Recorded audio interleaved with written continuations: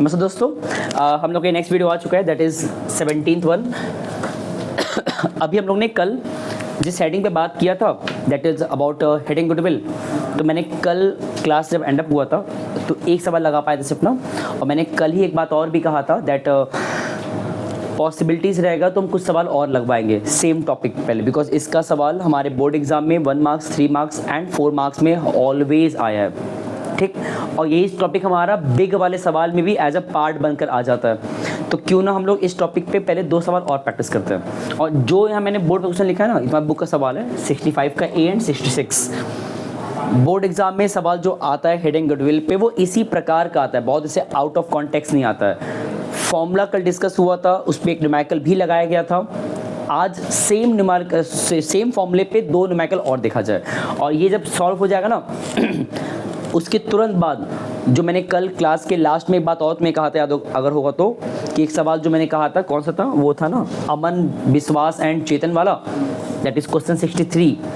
वो भी हम पूरी कोशिश करेंगे अभी ही कराने का, बट चलो बिना ज़्यादा टाइम वेस्ट किए पहले सवाल पे आते हैं। और हाँ ये देखो, इस क्वेश्चन में ये कहीं लिखा नहीं कि क्वेश्चन हेडिंग गुडविल बेस्ड है।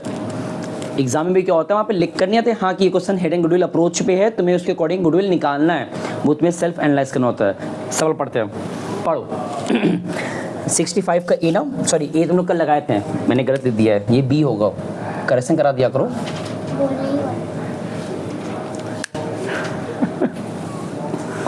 तुम्हारा दिमाग धीरे चल रहा है, सही बात है। चलो 2 पार्टनर्स थे एक्स एंड वाई, जिनका की तुम्हें इनिशियली दिया है कैपिटल 13 लाख एंड 20 लाख। अब देखो मैंने इतनी बातें बोर्ड पे लिखा है ना, क्या तुमको भी एग्जाम लिखना चाहिए? इफ़ कंटेंट लिमिटेड है तो बिल्कुल लिखा करो, कोई बुराई नहीं है। जैसे मैंने लिखा है शॉर्ट में, बहुत टाइम से लगा होगा, हार्डली लगा 1 मिनट लिखने में इतना, बट इससे ये हुआ कि मैंने क्वेश्चन के एक एस्पेक्ट वो ढंग से पढ़ा और कुछ छूटा नहीं, तो बोर्ड पे लिख दिया तो वो तुम्हें प्रॉपर दिख भी रहा होगा। तो 2 पार्टनर्स जिनका मैंने कैपिटल लिखा है 13 लाख एंड 20 लाख, चाहो तो यहाँ मेंशन कर लेना कि हमारा कैपिटल था उन दोनों का। देन आफ्टर उसके आगे कह रहा है their profit sharing ratio is 1:2, तो हमारे पास उनका प्रॉफिट शेयरिंग रेशियो भी अवेलेबल है, ओल्ड रेशियो 1:2 नॉर्मल है। बाद में कह रहा है they admitted Z as a partner with 1/5 share, तो यहाँ पे एक जेड न्यू पार्टनर एडमिट हुआ है 1/5 शेयर के लिए, और अभी कहीं लिखा नहीं कि 1/5 कैसे पाएगा, मतलब लिख के छोड़ दिया सिर्फ। बाद में कह रहा है they admit Jed as a new partner for 1/5 share in the profit of the firm. Jed brings 12 lakh as a capital, मैंने लिखा है ना अपना कि जेड ने 12 lakh as a capital firm के अंदर लाया। गुडविल भी लाना चाहिए तो उसको फिक्स बेसिस पे, बट यहाँ पे मेंशन नहीं किया है। अब पढ़ो आगे क्या लिखा है। लिखा है Z brings 12 lakh as is capital, share of capital, full stop. The profit and loss showed a credit balance of 6 lakh. यहाँ पे एक एक्स्ट्रा इन्फॉर्मेशन दिया है, पीएल क्रेडिट बैलेंस दिया हुआ है। क्रेडिट याद करो, ये जो क्रेडिट बैलेंस होता है अपीयर तौर पे कहाँ पाया जाता है? क्रेडिट लिखा है तो ये कहाँ होता है? बैलेंस शीट के, ठीक है, वेरी गुड, इसको याद रखना, काम आएगा। और आगे बढ़ो। अब बाद में कह रहा है that give the necessary journal entries to record the goodwill. Directly यहाँ पे लिखा भी है कि गुडविल का एंट्री बनाना है। अब इस पूरे क्वेश्चन में गुडविल बात ही नहीं किया है, तो गुडविल एंट्री बोल कैसे सकता है? तो मतलब यहाँ पे इनडायरेक्टली वो अंडरस्टूड है कि बात कर रहा है हेड एंड गुडविल का, क्योंकि एक तरफ तुम्हें जानकारी में कुछ दिया नहीं है अबाउट द गुडविल के बारे में, कुछ कहा ही नहीं, ना फर्म का दिया है ना जेड का दिया हुआ है सेपरेटली, बट एंट्री कह रहा है बनाओ गुडविल का। तो ये तुमको पहले तो हिंट मिला कि ये क्वेश्चन हेड एंड गुडविल का है। अब इसको सॉल्व करने से पहले जो तुम्हें मैंने कल बताया था फॉर्मूला, वो रिकॉल करो इंस्टेंट। याद है फॉर्मूला क्या था? और जब भी तुम अप्लाई करते हो head and goodwill approach, head and goodwill के अकॉर्डिंग गुडविल निकालते हो, जो फॉर्मूला था उस फॉर्मूले के अकॉर्डिंग जो गुडविल पाओगे फॉर्म का पाओगे, ना कि उस न्यू पार्टनर का। तो फॉर्मूला याद करो, पहले मैंने रब कर दिया था कल। फॉर्मूला क्या था? फर्म्स गुडविल जो निकालते हो वैल्यूड वाला हेड एंड गुडविल मेथड के थ्रू, क्या था इसमें हमें बेसिकली फर्म का जो टोटल कैपिटल होगा, टोटल कैपिटल किसके according? As per new partner के कैपिटल के बिहाफ पे, ये हमारा पहला टर्म था, इसको तुम्हें सब्ट्रैक्ट करना होता है किसके अकॉर्डिंग, उसी फर्म के एक्चुअल टोटल कैपिटल से, जिसमें क्या करोगे, ओल्ड पार्टनर्स का जो एडजस्टेड कैपिटल होता है उसको पिकअप करोगे, प्लस न्यू पार्टनर का जो कैपिटल को उसमें दिया होता है उसको यहाँ पे कंसिडर करना होता है। मतलब एक तरीके से सारे पार्टनर्स का जो एक्चुअल कैपिटल्स हैं उनको यहाँ लोगे सारे पार्टनर्स का, और यहाँ पे जो फर्म का कैपिटल बनेगा न्यू पार्टनर के बिहाफ पे, न्यू पार्टनर के कैपिटल के बिहाफ पे वो यहाँ लिखते हो। ये हम लोग फॉर्मूला कल डिस्कस किए थे ना, अब दोबारा इस पे सवाल लगाते हैं, दो ट्राई करते हैं। ये मैंने कल बताया था कैसे निकालना होता है, सिंपली जो भी उस न्यू पार्टनर का कैपिटल है उसको मल्टीप्लाई तुम्हें करना होता है सिंपली उसके प्रॉफिट शेयर के रिवर्स ऑर्डर से, रिवर्स ऑर्डर से। इस तरह ये मिल जाता है बहुत जल्दी। तो सॉल्व करते हैं। हमारे पास न्यू कैपिटल, न्यू पार्टनर का कैपिटल दिया हुआ कितना, 12 लाख, तो 12 लाख इनटू जो भी उसका शेयर था न्यू पार्टनर का 1/5, उसका रिवर्स कर दो, दैट इज कितना आएगा 5/1। हम रिवर्स इसलिए कह रहे हैं बिकॉज ऐसा होता है कभी कभी क्वेश्चन में लिखा होता है 2/3, न्यू पार्टनर जो आ रहा है मान लो 2/3 के लिए आ रहा है तो उसका रिवर्स 3/2 करना पड़ता है, तो इसलिए ध्यान देना। तो ये तो बड़ा ईजी मिल जाता है। मेन तुम्हें प्रॉब्लम आता है ये पार्ट सॉल्व करने में, ये वाला। तो इसमें मैंने क्या क्या लिखा है, पहले वर्ड्स पे दोबारा ध्यान दो, जो मैंने कल बताया था। ओल्ड पार्टनर्स का जो कैपिटल लोगे, ओल्ड पार्टनर्स का, तो वो कैपिटल कौन सा होना चाहिए, एडजस्टेड का मतलब होता है फुल्ली सॉल्व्ड वाला। जो तुम्हारे ऊपर क्वेश्चन में दिया है कैपिटल ये वाला, that is 13 lakh and 20 lakh, ये अभी अनएडजस्टेड यहाँ लिख दे रहा हूँ। ये जो कैपिटल क्वेश्चन में दिया था इनिशियली ओल्ड पार्टनर्स का, ये बेसिकली हमारा अनएडजस्टेड कैपिटल है। अब सवाल है कि भाई ये एडजस्ट कैसे होगा, फिर बहुत सिंपल है, जो जो चीज़ें ओल्ड पार्टनर्स को मिलना चाहिए वो दे दो, जो उनसे मांगना है उनसे मांग लो। सब कुछ करने के बाद जो एट द एंड उनका कैपिटल बचेगा that will be called as adjusted capital. For example ये उनका कैपिटल पैसा दिया है ना, मान लो कि बहुत से रिजर्व्स दिए हुए लायबिलिटी साइड वाले, तो ये सब पार्टनर्स को मिलता है ना ओल्ड पार्टनर्स को, तो वो सब उनको दे दो, ऐड करा दो, तो वो ऐड करा दिए। कुछ रिजर्व्स एंड लॉसेस वहाँ का दिया है एसेट साइड का, तो उसको वहाँ से माइनस करा दो उनके कैपिटल में से। देन आफ्टर एक्स्ट्रा में और क्या दे सकता है, बस इतनी देगा। बैलेंस शीट के लायबिलिटी का दे सकता है, might be reserve surpluses, and वहाँ दे सकता है एसेट साइड का। जो भी देगा, यहाँ तो एक ही नाम दिया पीएल क्रेडिट बैलेंस, जितना भी देगा उन सबको उनके ओल्ड वाले कैपिटल जो कि अनएडजस्टेड फिलहाल है उसमें से प्लस या माइनस जो भी करना है कर लो। एट द एंड जो बचेगा that will be their old partner adjusted capital, और न्यू का दिया होता है बस वहाँ पे रखना होता है। तो यहाँ देखोगे ना, ओल्ड पार्टनर्स में दो ही पार्टनर्स थे एक्स वाई, उनका ओल्ड कैपिटल दिया है कितना कितना 13 लाख एंड 20 लाख, ये तो मिल गया। अब बिकॉज इस क्वेश्चन में एक ये तुमको दे दिया है एक्स्ट्रा 6 लाख का पीएल क्रेडिट जो लायबिलिटी में होता है, और लायबिलिटी का कोई भी रिजर्व सरप्लस पार्टनर्स को दिया जाता है तो उनको प्लस करना होगा, तो उस 6 लाख को तुम यहाँ डायरेक्टली ऐड कर दो। हालांकि ये ध्यान देना, आमतौर पे हम डायरेक्टली 6 लाख नहीं देते हैं, उसको बांट के देते हैं ना in the old ratio, but obviously बात जब इसको बांटोगे भी ना इन द ओल्ड रेशियो, यहाँ रेशियो दिया है ना 1:2, जब इसको बांट के भी दोगे तो घूम फिर के उनको 6 लाख ही मिल रहा है कंबाइन करोगे तो तुम या तो अलग अलग दिखा दो या ऐसे लिख दो, दोनों सही है। या चलो अगर मन है 6 लाख का जब करते हो 1:2 कितना आता है 20-40 आता है, सॉरी 2 लाख 4 लाख आएगा। तो मतलब अगर मान लेते हैं ये पहला वाला मैंने x का लिखा है ना, पहला वाला किसका लिखा मैंने x का, और दूसरा वाला y का, तो x का 13 लाख y का 20 लाख हो गया, एक और जीरो रहेगा। और इसी x को उस पीएल क्रेडिट में जो 6 लाख अमाउंट है उसका भी तो पैसा मिलेगा 1:2 के फॉर्म में 1/3 2/3, तो x कितना पाएगा उसमें से 2 लाख पाएगा ना, और कितना y पाएगा 4 लाख पाएगा। ये एक तरह से मैंने सॉल्व इस प्रकार कर दिया कि हम एक तरफ ये x का, ये पूरा x का सॉल्व कर रहे हैं, ये y का सॉल्व कर रहे हैं। जब इतना सॉल्व करोगे ना, ये वाला पार्ट x का अलग y का अलग, तो ये ऑटोमेटिक तुम्हारा बन जाएगा उनका adjusted capital of the old partners. बस ये ध्यान देना, तुम ऐसे 2 लाख प्लस 4 लाख दिखो अलग अलग कंबाइंड, सीधा एक बार में 6 लाख ऐड कर दो, बात बराबर था। बट ये थोड़ा सा बेटर तरीका है। तो मैंने एक्स का कर दिया, वाई कर दिया, अब कौन बच गया? जेड का भी कर दो। जेड का तुम्हें एक ही अमाउंट दिया हुआ है, कैपिटल कितना? 1,20,000। तो ये जो आगे मैंने सॉल्व किया, ये बेसिकली उनका एक्चुअल कैपिटल तुमने पिकअप किया, उन सभी का ओल्ड वालों का एडजस्ट करने के बाद, न्यू का तो एज इट इज था। और यहाँ तुमने निकाला है firms capital on the basis of new partner के कैपिटल के अकॉर्डिंग। ये ध्यान देना, यहाँ भी तुम निकाल रहे हो फर्म्स कैपिटल, यहाँ भी तुम निकाल रहे हो फर्म्स कैपिटल। बस फर्क क्या है, ये फर्म कैपिटल एक्चुअल है और ये फर्म कैपिटल अज्यूम्ड होता है एज पर न्यू पार्टनर के कैपिटल के अकॉर्डिंग। अब सॉल्व कर लो, ये कितना आएगा? 60 लाख,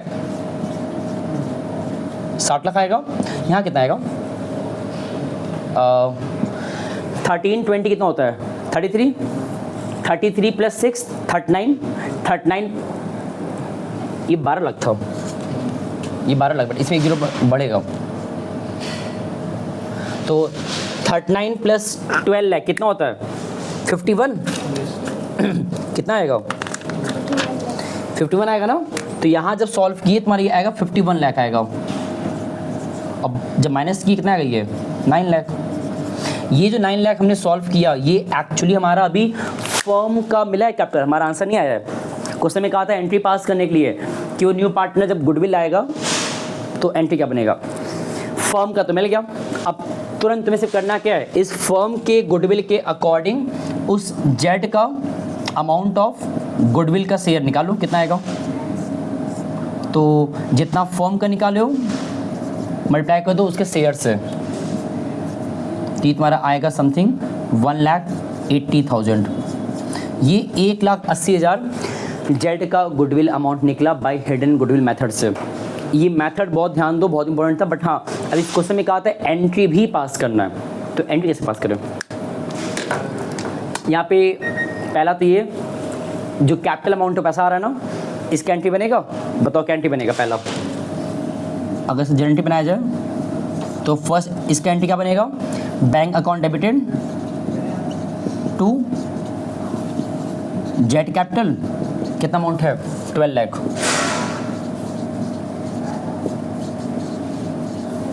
और बिकॉज ये गुडविल अमाउंट जो है 180 का, वो न्यू पार्टनर ला नहीं रहा है कैश में, उसको लाना चाहिए था, तो ऐसे केस में उसका करंट अकाउंट ओपन होगा।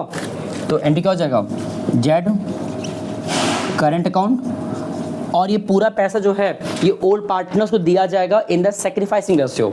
बिकॉज इस क्वेश्चन 1/5 को कैसे पा रहा है जेड, मेंशन नहीं था, ये केस 1 हो गया। और केस 1 वाले में ओल्ड रेशियो हमारा क्या बन जाता है? बताया था ना। तो यहाँ पे तुम्हें इस 180 को बेसिकली 180 को डिस्ट्रीब्यूट करना है बिटवीन 2x में और 2y में इन द ओल्ड रेशियो। मतलब उस 180 को 1,80,000 इसको तुम्हें बांटना है इन द 1:2 में। जब बांटोगे तो ये आई थिंक उतना आएगा 1/3, तो ये तुम्हारा आएगा 60,000 और 1,20,000 आएगा। चेक कर लो, नहीं आएगा। आंसर दिया, इसमें सॉल्व नहीं किया है, इसमें से भी यहाँ तक निकाल के छोड़ दिया है, फर्म का गुडविल निकाल के रोक दिया।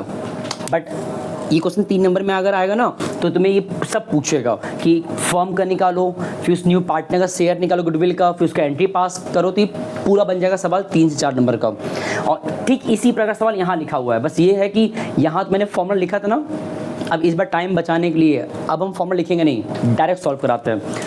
पहले इसको लिख लो। पहले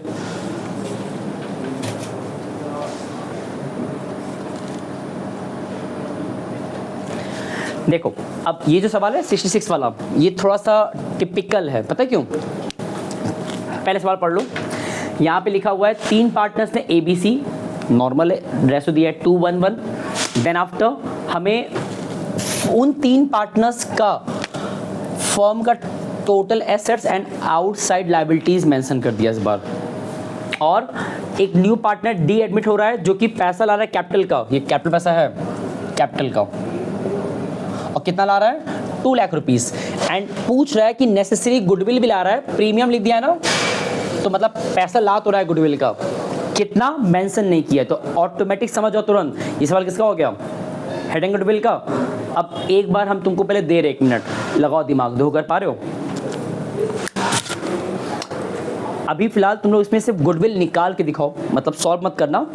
यहाँ पे देखो तुम्हें न्यू रेसिपी दिया है ना, इसको इग्नोर करो, एक बार पहले कोशिश करो सिर्फ गुडविल निकालने का, अगर नहीं हो पाए तो हम कराते हैं।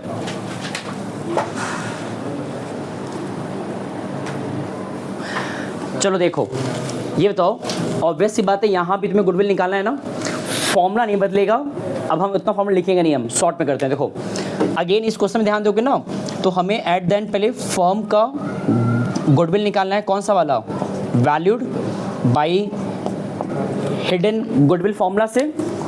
अब बस इतना ध्यान देना, सबसे पहले क्या होता है, firms total capital as per new partner के कैपिटल के अकॉर्डिंग। तो यहाँ पे जो न्यू पार्टनर आ रहा है डी, उसका जो कैपिटल है वो तो दिया है 2 लाख, तो यहाँ लिखो 2 लाख इनटू, फिर क्या होता है रिवर्स ऑफ शेयर, यहाँ पे डी का शेयर है कहाँ, ये देखो न्यू, यहाँ पे इस क्वेश्चन में न्यू रेशो दे दिया था, तो उस न्यू रेशो में जो लास्ट वाला पार्ट है वो डी का ही ना है, तो यहाँ से अगर निकालोगे तो यहाँ से डी का शेयर कितना आएगा 1/5, ये आएगा डी का शेयर, क्योंकि 1 ये हो गया, 1 + 2 + 1 + 1 5 होता है, तो हमें उसका रिवर्स करना, तो 5/1। ये जब सॉल्व करोगे ना ये वाला पार्ट, इतना तुमको ये मिलेगा। अब उसके बाद जो आगे लिखा है फर्म्स कैपिटल एक्चुअल कैपिटल, जिसमें कि ओल्ड पार्टनर्स का एडजस्ट वाला और न्यू पार्टनर का कैपिटल वाला वो चाहिए होता है। यहाँ देखोगे ना, इन तीनों ओल्ड पार्टनर्स का तुम्हें कैपिटल दिया ही नहीं है, तीनों ओल्ड पार्टनर्स से वहाँ तो तुमने दिया था, एक्स का 13 लाख, वाई का 20 लाख, यहाँ तो ए बी सी तीनों का इंडिविजुअली कैपिटल मेंशन ही नहीं है। बट हमेशा रखना, जब भी क्वेश्चन में कुछ इंफॉर्मेशन दिया होता है वो वेल कनेक्टेड रहता है। यहाँ देखो तुम्हें कैपिटल नहीं दिया लगा ठीक है, बट तुम्हें जानबूझ के इसीलिए उस पूरे फर्म का, जिस टाइम डी नहीं ज्वाइन किया था, डी के ज्वाइन करने से पहले उस पूरे फर्म का एसेट्स और लायबिलिटीज़ दे दिया है। और तुमने पढ़ा 11th क्लास में assets equal liabilities plus capital, तो जो कैपिटल चाहिए अगर तो लायबिलिटी वहाँ भेज दो। तो अगर हम यहाँ से ही अगर सॉल्व करें तो जो कैपिटल होता है, कैपिटल वो कैसे निकलेगा, उस टोटल एसेट्स को माइनस करो आउटसाइड लायबिलिटीज से, तो मतलब 8 लाख माइनस 120 सॉल्व किए, ये आएगा हमारा 6,80,000। ये जो 680 आया ये कैपिटल आया, और किसका कैपिटल है, पूरे फर्म का आया। कौन से फर्म का, जब डी ज्वाइन नहीं किया था, मतलब इनडायरेक्टली वो जो कैपिटल है वो बेसिकली पूरे ए का, बी का और सी का कंबाइंड हमें कैपिटल मिल गया। और बिकॉज इस क्वेश्चन में एक्स्ट्रा कोई रिजर्व सरप्लस दिया नहीं है, तो बाय डिफॉल्ट यही जो कैपिटल हमारा निकाले हो ये हमारा क्या कहलाएगा, उनका एडजस्टेड कैपिटल कहलाएगा। मतलब यहाँ तुम्हें बहुत क्विकली मिल गया उनका एडजस्टेड कैपिटल। अगर दिया होता अलग अलग, तीनों को जोड़ लो, यहाँ पे थोड़ा दिया घुमा करके कोई बात नहीं। तो मतलब यहाँ पे हमारे पास उन तीनों का जो कैपिटल था एडजस्टेड वाला वो कितना आ चुका है 680, बट ये ऑल थ्री का आया, ABC का आया है। हम यहाँ पे क्या लिखे थे, उसमें तुमको न्यू को भी लेना होता है, न्यू वाले को भी लेना होता है ना। तो यहाँ पे हमारा जो न्यू पार्टनर है बताओ कौन है, डी, और कितना डी कैपिटल है 2 लाख। तो मतलब ये जो मैंने लिखा है ये फर्म का एक्चुअल कैपिटल है इंक्लूडिंग ऑल द पार्टनर्स, मतलब उसमें ओल्ड और न्यू सबको जोड़ दे क्या पार्टनर्स को, उनका जो कैपिटल बनेगा इसको ऐड करके, that is the firms actual capital. जिसमें तुमने क्या ध्यान दिया सिर्फ कि ओल्ड वालों का तुम कौन सा कैपिटल लोगे, ओल्ड वालों को कौन सा कैपिटल लोगे, एडजस्टेड कैपिटल लोगे ओल्ड वालों का, और बाकी जो न्यू पार्टनर आया उसको तो कैपिटल लेना ही था हमको। तो ये जब सॉल्व किए तो यहाँ भी तुम फर्म का ही कैपिटल पा रहे हो, बट रियल वाला पा रहे हो, एक्चुअल वाला पा रहे हो। और यहाँ वाला क्या कैसे पाए थे, ओल्ड पार्टनर्स के कैपिटल के रिवर्स करके उसके अजम्पशन में निकला था। तो अब जब इसको सॉल्व करोगे बताओ कितना आ रही है, ये हमारा आएगा आई थिंक 10 लाख सॉल्व करने पे। ये कितना आएगा 68, ये 880 आ रहा है ना, माइनस करो कितना आएगा 1,20,000। ये किसका कैपिटल आया, ये फर्म का आया ना। तुम्हें निकालना किसका था, न्यू पार्टनर का। तो जो डी आ रहा है, डी का तुम्हें अगर शेयर ऑफ गुडविल निकालना है, अब डी का शेयर ऑफ गुडविल, तो मैंने कहा था ना हमेशा फर्म के गुडविल का जो तुम निकाले हो वैल्यूड वाला, उसको मल्टीप्लाई कर दो उस न्यू पार्टनर के प्रॉफिट शेयर से, तब जाके मिलता है उस न्यू पार्टनर का गुडविल का अमाउंट। तो यहाँ देखो ना, तुम्हारे पास फर्म का मिल चुका है 1,20,000, न्यू पार्टनर तुमने कैपिटल कहाँ लिखा, ये रहा लिखा है ना 1/5। इसको सॉल्व किए तुम्हारा ये आएगा शायद 24,000 आएगा। ये जो 24,000 आया, ये 24,000 एक्चुअली किसको मिलेगा, उन पार्टनर्स को जो सेक्रीफाइस किए हैं। अब यहाँ तो तुमने एक झटके में कहा था कि भाई न्यू पार्टनर जो आ रहा है वो अपना शेयर कैसे पा रहा है, मेंशन नहीं था, तो तुमने बाय डिफॉल्ट कह दिया old ratio is our sacrificing ratio, और तुमने समय बांट दिया, है ना, देख सकते हो बांट देते हैं। बट यहाँ पे तुम ये तुक्का मत मार देना कि भाई 1/5 के लिए आ रहा डी, ओल्ड दिया है, उसी ओल्ड को हम एसआर मान लें, मत ऐसा मत करना। पता है क्यों? क्योंकि इस बार तुमको यहाँ पे एनआर दे दिया है ना, ओल्ड भी दिया है न्यू भी दिया है। तो मैंने बार बार कहा है कि जब तुम्हें किसी क्वेश्चन में ओल्ड न्यू दोनों दे, कभी भी एक झटके में तुक्का मार के किसी एक को एसआर मत कह दो। तुम हमेशा माइनस करो, लगाओ फॉर्मूला ओल्ड माइनस न्यू, और एक्चुअली चेक करो कि क्या सच में कोई सेक्रीफाइस गेन कौन कर रहा है। चलो चेक करते हैं।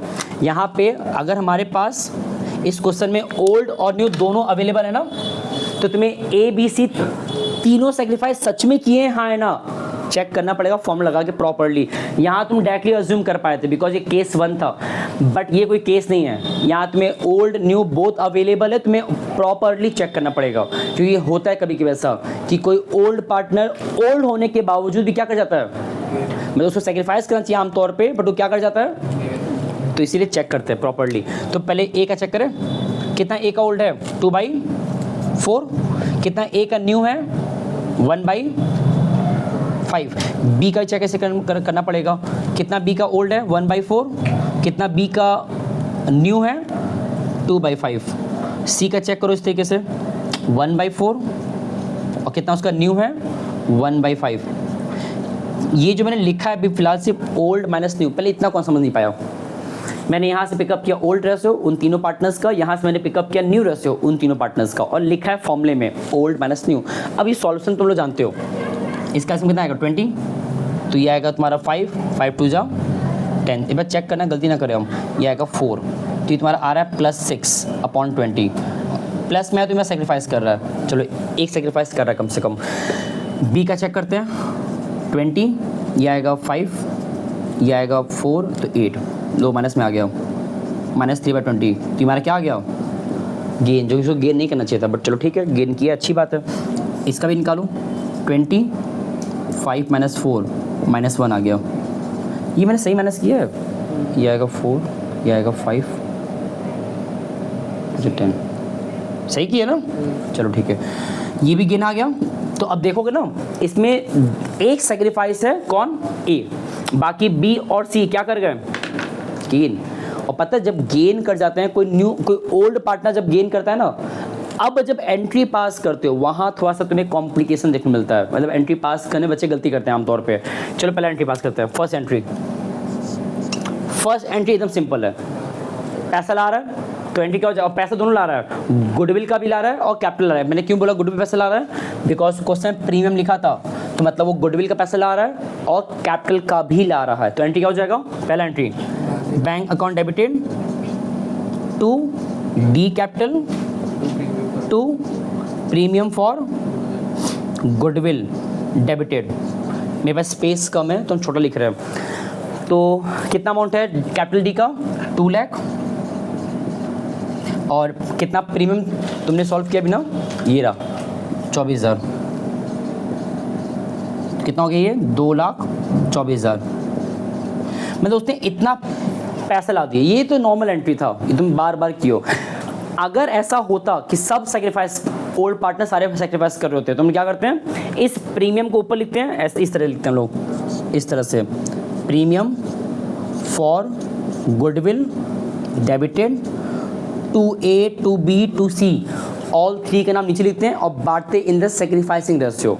बट जस्ट बिकॉज हमारे क्वेश्चन में, इस क्वेश्चन में दो पार्टनर्स क्या कर गए हैं, गेन कर गए ना, और हमने ये पढ़ा है दो पार्टनर पक्का गेन कर रहे हैं, नहीं प्लस मेटा आ रहा है, क्या कर रहे हैं सॉल्व। ये देखो C का 5 - 4 कितना होता है, +1, तो ये तो सेक्रीफाइस कर रहा है, बता भी नहीं रहे हो। एक लौता B जो है, B वो गेन कर गया था ना, और हमने बताया था कोई सेक्रीफाइस अगर किया होता तो वो सब नीचे लिखाते हैं, उनको पैसा मिलता, बट यहाँ बिकॉज B सेक्रीफाइस की वजह गेन किया है, तो इस बार जो B है बिकॉज वो ओल्ड पार्टनर है उसके बावजूद भी कहाँ लिखाएगा इस बार वो ऊपर, तो एंट्री क्या बन जाएगा, premium debited, B debited to, अब जो नीचे आएंगे टू A टू C, ये तो एंट्री बना ना, इसका जो अमाउंट है वो लिख पाओगे, एक अमाउंट तुम लोग ईजिली पुट कर पाओ, कौन सा वाला, प्रीमियम वाला जो कि यहाँ पे ऊपर अवेलेबल है, कितना 24,000। अब तुम लोग प्रॉब्लम आएगा BAC का अमाउंट पुट करने में, और हम तुम लोग को एक हिंट दिया, याद करो सेम चैप्टर में क्वेश्चन 44 आई थिंक था या 43 था, जहां मैंने बताया था कि जब कभी ऐसा नौबत आए कि गुडविल को बांटते वक्त, मतलब जब न्यू पार्टनर आता है गुडविल जब बांटते हो उसका एंट्री पास करते हो इस तरीके से, अगर कोई ओल्ड पार्टनर गेन कर जाता है तो ऐसे केस में जब बांटते हो एंट्री पास करते हो, इट्स बेटर कि हमेशा फर्म के गुडविल का हेल्प लो, फर्म के गुडविल का हेल्प। कौन सा गुडविल, फर्म का वैल्यूड वाला, जो यहाँ तुम निकालो, कितना निकाले हो, इसी का हेल्प लेते हैं। देखो कैसे, 1,20,000 ये फर्म गुडविल था, और B कितना गेन किया है, तो यहाँ लिखा हुआ है कितना गेन किया है, 3/20, यहाँ लिख दो 3/20। जब इसको सॉल्व करोगे B का अमाउंट आ जाएगा। सेम तरीके से A और C का भी निकालो उसी फर्म गुडविल की मदद से, तो 1,20,000 इंटू कितना, A सेक्रीफाइस किया है 6/20, और कितना C का निकालो 120 इंटू 1/20, सॉल्व कर लोगे, ये तुम्हारा आएगा 6 3 18, ये 18,000, ये तुम्हारा आ रहा है 6,000, ऊपर कितना आएगा 36।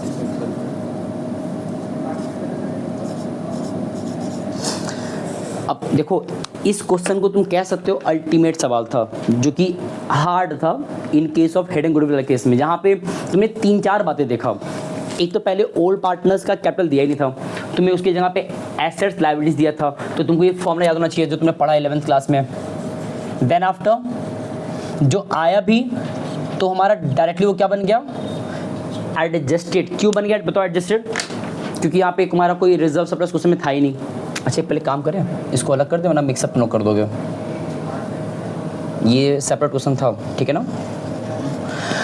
और दूसरी बात, इसी क्वेश्चन में तुम देख रहे हो कि बिकॉज ओल्ड न्यू दोनों दिया हुआ है ना, तो तुमने SR को प्रॉपरली सॉल्व करके निकाला है, माइनस करके फॉर्मूला लगा करके, जहां तुमने पाया कि एक ओल्ड पार्टनर गेन कर गया था, और बिकॉज गेन कर गया था तो एंट्री तुम्हारा इस प्रकार बना बांटते वक्त कि जो गेन किया वो भी ऊपर आके बैठेगा। और मैंने बताया था जब जब ओल्ड पार्टनर्स गेन करे तो हमेशा उनके अमाउंट को सॉल्व करो फर्म के गुडविल के हेल्प के बेसिस पे। ये सवाल तुम्हारा 4 नंबर का था और तो हार्ड था। चलो पहले इसको देख लो, और अगर टाइम बचता है तो हम लोग वो जो सवाल मैंने कहा था स्टार्टिंग में कि क्वेश्चन 63 पर डिस्कस करेंगे हम सब ने, उसका जो था वो वाला पार्ट रीवैल्यूएशन वाला वो डिस्कस करेंगे, बट पहले इतना उतारो।